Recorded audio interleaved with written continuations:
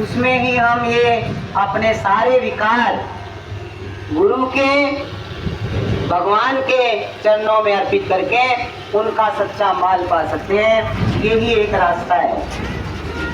कलयुग में इतना सरल उपाय बताया है, फिर भी अगर संभलेगा नहीं। देखिए, किया ना अभ्यास याद कैसे आएगा, अंत समय में प्रभु का नाम कैसे गाएगा। अभी भी अगर हम इसका लाभ हमने उठाया नहीं, अगर मौका चूक जाओगे फिर ऐसा समय नहीं आएगा।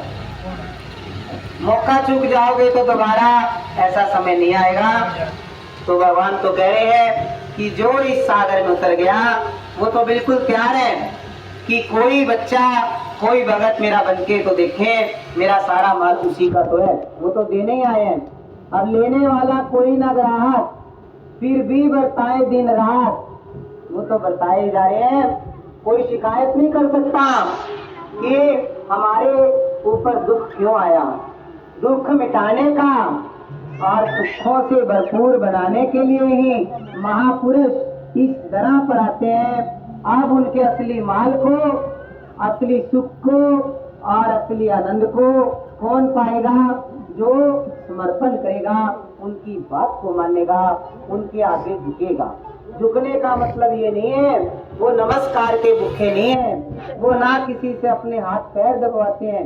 वो कहते हैं जो उनके हीरे मोतियों रूपी वचन जो है, परमपिता प्रभु भगवान का असली माल जो उनके अंदर भरा हुआ है, जो झुक जाता है सबसे ही, जो अंदर परमपिता भगवान बैठे हैं, वो उसकी झोली यानी उसका अंतःकरण, उसका हृदय उस मोतियों से भर देते हैं। झुकना यही है कि जब हम झुकते हैं इसका मतलब यही होता है कि हे गुरु जी, हे भगवान जी, हमने अपनी इस बुद्धि अकल से संसार भी चला के देख लिया और भक्ति भी करके देख ली, भक्ति भी करके देख ली और संसार भी चला के देख लिया। ना तो संसार हमारा बना और ना ही हम संसार का कुछ कर पाए। और जो किया है वो तो 2 मिनट में ही खत्म हो जाएगा। जैसे जिनके लिए हम पच कर मरते हैं, वो आखिर में यही कहेंगे कि तूने हमारे लिए क्या किया है। वो किया हुआ तो 2 मिनट में खत्म हो जाएगा। इसीलिए भगवान कहते हैं कि अपनी इतनी वैल्यू बनाओ, रोम रोम की इतनी वैल्यू बनाओ, खुद भी जागो और सबको जगाओ। क्या कह रहे हो? उत्तरा सागर में जो उसको मोती मिले, खोज की जिसने मेरी मुझे पा लिया। उत्तरा सागर में जो उसको मोती मिले, खोज की जिसने मेरी मुझे पा लिया।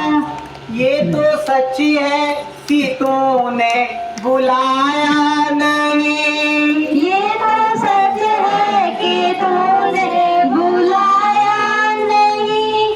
बिन बुलाए कभी मैं भी आया नहीं, बिन बुलाए कभी मैं भी आया नहीं। ये तो सच है कि तूने बुलाया नहीं, बिन बुलाए कभी मैं भी आया नहीं। ये तो सच है कि तूने बुलाया नहीं, बिन बुलाए कभी मैं भी आया नहीं। भोग श्रद्धा से तूने लगाया नहीं, मैं तो विदुरानी के छिलके तक खा गया।